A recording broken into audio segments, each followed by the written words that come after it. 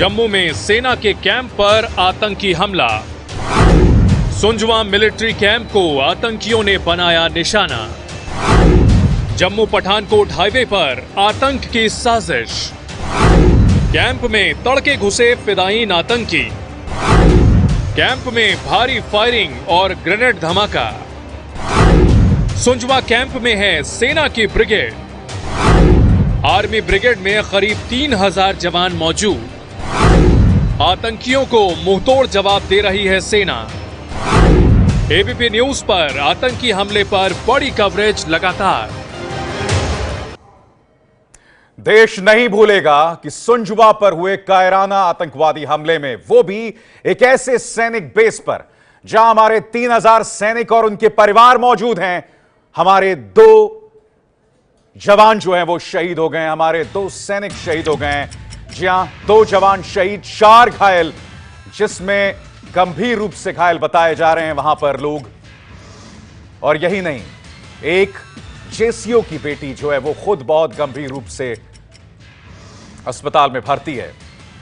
सुबह 4:10 पर यह हमला हुआ। पुलिस के जानकारी में 4:55 पर यह हमला हुआ। और अब तक क्या हुआ, सीधे रुख करते हैं रोमाना का।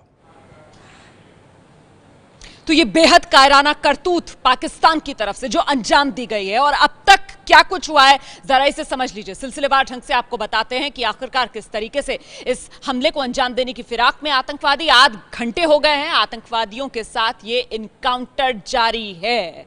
जम्मू कश्मीर सरकार की तरफ से बताया गया है कि 2 जवान अब तक शहीद हो चुके हैं। जख्मी बताए जा रहे हैं 4 जवान, लेकिन 2 जवान शहीद हो गए हैं। हालांकि रक्षा मंत्रालय ने अब तक सिर्फ 1 जवान के शहीद होने की ही पुष्टि की है, लेकिन जम्मू कश्मीर सरकार की तरफ से 2 जवानों के शहीद होने की पुष्टि कर दी गई है। और एक कर्नल, एक लड़की, वो भी जख्मी हुए हैं। 12 साल की बच्ची है, नेहा उसका नाम है, जिसके पैर में गोली लगी है, वो भी जख्मी हुई है आतंकवादियों के इस कायराना हमले में। और ऑपरेशन में अब स्पेशल कमांडोज को लगाया गया है। चुनौती यही कि जल्द से जल्द ये जो 4 से 5 आतंकवादी बताए जा रहे हैं, उन्हें किसी तरीके से काबू में लिया जाए। इस साल जम्मू कश्मीर में कुल 14 जवान अब तक शहीद हो चुके हैं। ये इस साल का आंकड़ा जो एबीपी न्यूज आपको दिखा रहा है। और देखिए, ये समझिए कि जिस जगह हमला हुआ वहां 3000 जवानों के परिवार भी रहते हैं। ये आर्मी कैंप जहां पर 3000 जवान और एक हिस्सा इस आर्मी कैंप का ऐसे जो रिहायशी इलाका माना जाता है, जहां आर्मी में जो जवान हैं उनके परिवार रहते हैं। और इसी वजह से एबीपी न्यूज ये कह रहा है कि पाकिस्तान का ये बेहद कायराना हमला है। अभिसार, बहुत बहुत शुक्रिया आपका। हम आपको बता दें कि हमारे 2 जवान शहीद हो चुके हैं। और यही नहीं, इसके अलावा ऑफिसर्स रैंक के लोग भी हैं, वो भी घायल हैं। अजय बाचलू इस वक्त मेरे साथ टेलीफोन लाइन पर जुड़ रहे हैं ताजा जानकारी के साथ। इस वक्त हमारे साथ लाइव जुड़ रहे हैं अजय बाचलू सीधा ग्राउंड जीरो से। अजय, क्या जानकारी मिल रही है आपको?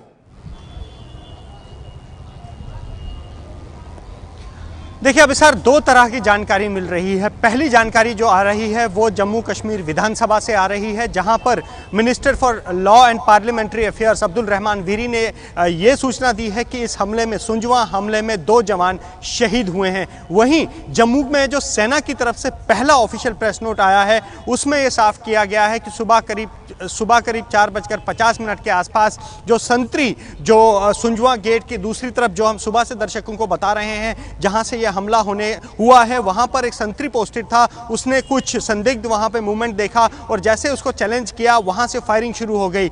उसके बाद, क्योंकि ये जो सुंजवा ब्रिगेड है ये काफ़ी फैला हुआ इलाका है, यहाँ पर एक नाला है जिसको यहाँ पर लोकल भाषा में खड़ कहा जाता है। उसी खड़ के ऊपर कुछ जो फैमिली क्वार्टर्स हैं, उस फायरिंग के बाद वो आतंकी उस फैमिली क्वार्टर में घुसा है और तब से जो है वो वहीं पर उसको होल्ड किया गया है, रोका गया है। तो ये इसमें सेना ने यह भी कहा है कि अब तक इस जो एनकाउंटर चल रहा है, 1 जवान जो है वो शहीद हुआ और 6 घायल हैं। इस तरह के यहाँ 2 स्टेटमेंट्स अभी सर आ रहे हैं। मैं 2 चीजें आपसे संक्षिप्त जानना चाहूंगा। पहली बात, जो हमारे जो जवान घायल हुए हैं उनकी स्थिति क्या है, क्योंकि एक लड़की भी घायल हुई है अजय, वो मैं आपसे जानना चाहूंगा।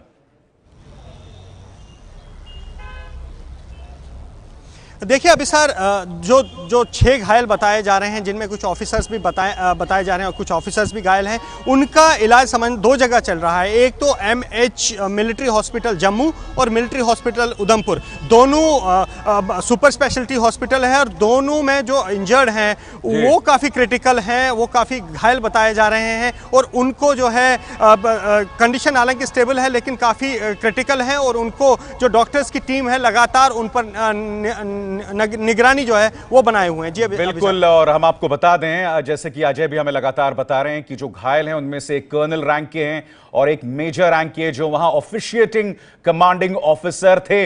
अजय, मुझे आप ये भी बताइए कि क्या यह बात की पुष्टि हो गई कि चारों आतंकवादियों को एक ही जगह पर घेर लिया गया है?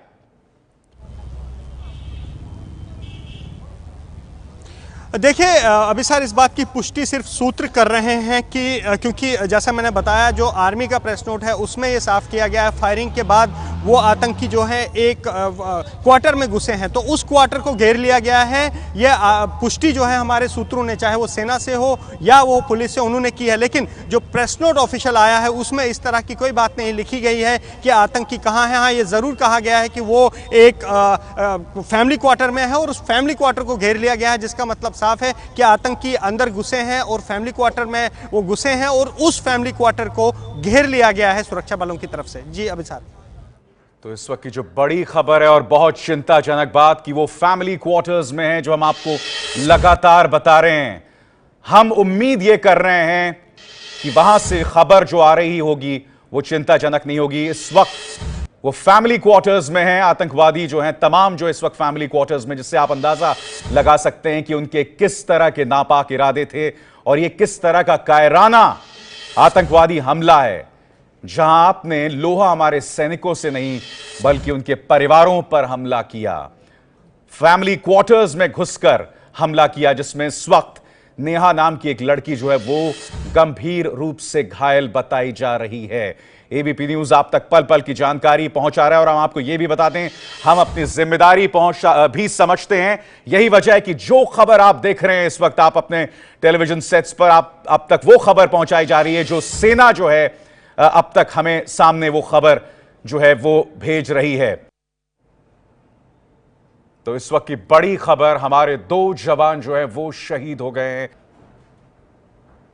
तो हमसे कहा जा रहा है आश्वस्त रहिए, हालांकि इसी साल 12 जवान शहीद हो चुके हैं और सैनिक मिलिट्री बेसिस, पैरामिलिट्री फोर्सेस के बेसिस पे जो हमले हुए हैं पिछले 2 सालों में, उसमें करीब 50 सैनिक हमारे शहीद हो चुके हैं। 2 खास मेहमान मेरे साथ लगातार बने हुए हैं। सबसे पहले कर्नल शिवदान, मैं आपसे जानना चाहूंगा, ये जो पूरा स्ट्रेच है पठानकोट हाईवे, आखिर ऐसा क्यों है? ये हमला क्या ये आसानी से हुआ हमला है या ये हाईवे ऐसा है जिसके चलते इसकी जो लोकेशन है वो बहुत ज्यादा नाजुक हो जाती है? देखिए, मैं आपको यहां बताना चाहता हूं कि चीन ने जो डोकलाम को सिलेक्ट किया था, उसका इरादा था सिलीगुड़ी कॉरिडोर को ब्लॉक करना।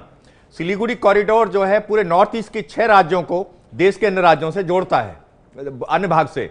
इसी प्रकार से जम्मू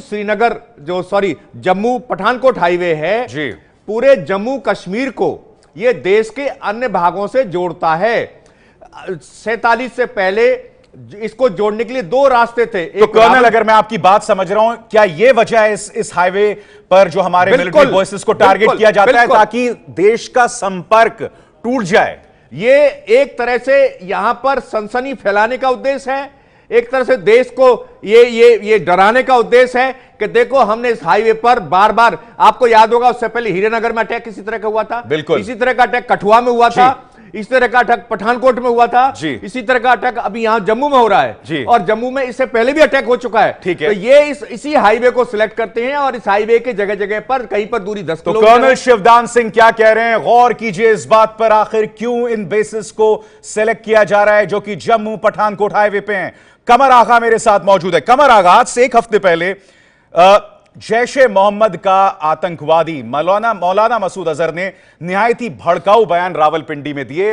इंटेलिजेंस सोर्सेज लगातार कह रहे थे कि 9 से 11 के बीच में आतंकवादी हमला हो सकता है और अब यह आतंकवादी हमला होता है। यह बताता है कि इनके हौसले कितने बुलंद हैं।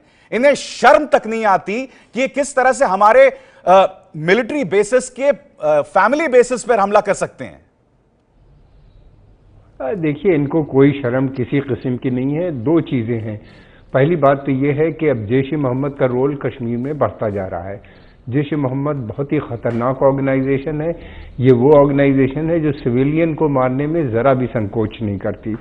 और दूसरी बात ये है कि जब से चाइना का ने खुल के अजहर मसूद के सपोर्ट में स्टेटमेंट दिए और उनको रोका आतंकवादी घोषित होने से, तब से जैश ए मोहम्मद और पाकिस्तान की सेना दोनों ही काफ़ी बोल्ड हो गए हैं। और लगातार उसके बाद दो चीज़ें हैं, एक तो पाकिस्तान उनको आतंकवादी घोषित होने से रोक रहा है इन आतंकवादियों को, और दूसरी तरफ ये है कि उसको $50 बिलियन भी दिख रहे हैं जो इन्वेस्टमेंट की शक्ल में चाइना से पाकिस्तान में आ रहे हैं। उसके चलते हुए ये काफ़ी बोल्ड हो गए हैं। इनके ऊपर इंटरनेशनल प्रेशर जो पहले आता था अमेरिका का या पश्चिमी देशों का, वो नजर नहीं आ रहा है, उसका असर कम हो रहा है और ये लगातार अटैक्स भारत के ऊपर करते चले जा रहे हैं। कमर आगा साहब बहुत अहम जानकारी बता रहे हैं कि किस तरह से चाइना ने अपने बिजनेस इंटरेस्ट के चलते भारत के अंदर एक राक्षस को किस तरह की खुली छूट